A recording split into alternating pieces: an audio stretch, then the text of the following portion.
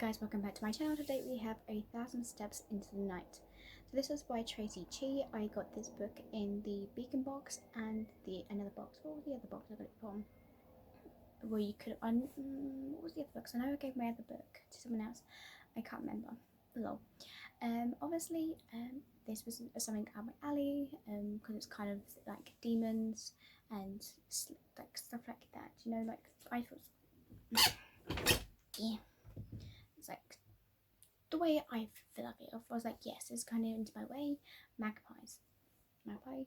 She is badass in this. I do like that. I would say she's badass myself, but most people would probably be like, well, she's not that badass. But for me, she was. So before we get into that, let's look at the back. Look how that is the demon, and he's creepy. And then we'll go in the back. We do have a lovely author letter, and then we have a nice blue cover with a silver spine. And then it says on here, in the realm of Awaya, sorry if I say any of these names wrong, Awaya, where gods, monsters and humans exist side by side. Yuko is an ordinary girl resigned to be safe if an eventful existence as an innkeeper's daughter, but when Yoko is cursed and begins to transform to a demon with a deadly touch, she embarks on a quest to reverse the curse and return to her normal life. Aided by a thieving magpie spirit and continually thwarted by a demon prince, she must outfox tricksters, escape demon hunters, and negotiate with the pharaoh gods as she wants to go home again. But with her transformation come power and freedom she's never dreamed of, and she has to decide if she's saving her soul is worth to cram herself back into an ordinary life that no longer fits her, and perhaps never did. So this is a Japanese influenced fantasy, which I'm so looking forward to. So I have a little tabs, but I didn't need to this many tabs, so we're going to go through them. So most of these pages I have tabbed. Basically, I'll give you little words so that you have said in their chapters. So you have this. You have like mostly every single one. You can see. So we have one. We have two on this one. See, I love it. I love when books give us little synopsis, what they're called, little translate books parts, because then it's easier for me to be like, oh, what does that word mean, instead of me searching it up. We got one here. I'm not going to pronounce some of these words because I know I'm going to butcher it and it's not going to look as easy. But you know. Oh, and this one I put because it put Mew Mew, and the only way I can say that is because of Tokyo Mew Mew, the anime. So if I'm saying that wrong, it's fine. You can comment down below for me, guys. But am I saying that right? Mew Mew, Mio, Miai, Minu, Minu. It says Mew Mew, so that's what I think. So it means wandering, or a nickname similar to Daydreamer or Heads in a Cloud, which that I did not know.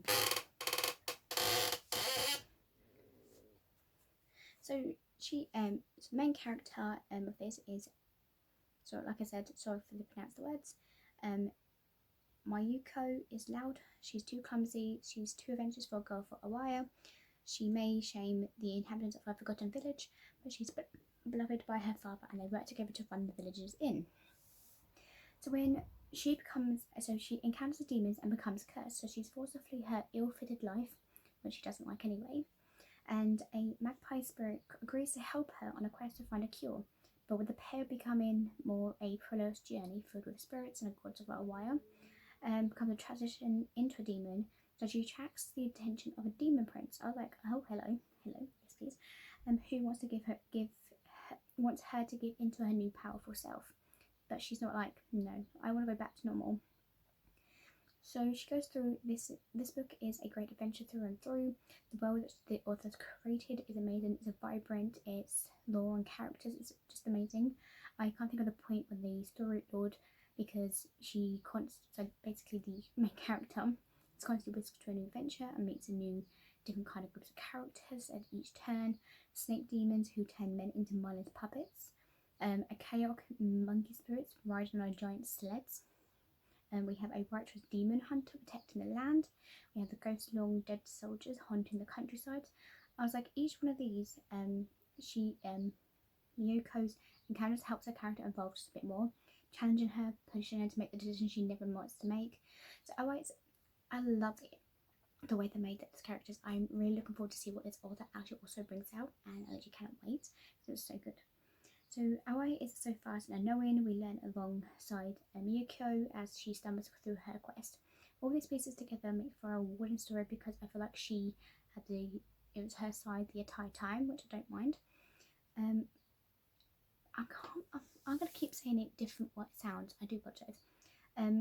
Miyako is constantly at odds with herself and the worlds around her.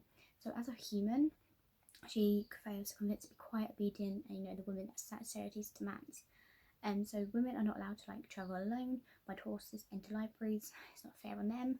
But she was like, I don't want that anymore. I kind of want to be free and do what is told. So being a demon wouldn't be as hard, better, because everyone would be afraid of her. But she was like, no. She fails to fit into the magical world as well, but for her demon form is something feared by spirits and gods alike. So she's a pure excuse for a demon and rejects the violent behaviour that is expected for her. So every time that she is not enough or right, she doesn't meet anyone's expectations or creates a confusing experience. She tries to sort out who she is and what she wants to be on her journey. So she's going through a journey to make sure she wants, even though she's going through the journey to get rid of this curse, she's trying to figure herself out. And I'm like, that's really cool. So I love how the author never lets the reader lose sight of this. So we have Miko may be on a great adventure, but we're constantly being brought back to reality during these moments when she sees oppression extend far outside from her village. Like, she's never been outside her village until now. She's never stepped out that balance and moved on forward to see what the world is like, because she was always there to help her father out. So however these people did not have such luxuries, the adventures opens Miyoko's eyes and fuels her desire to create a better world.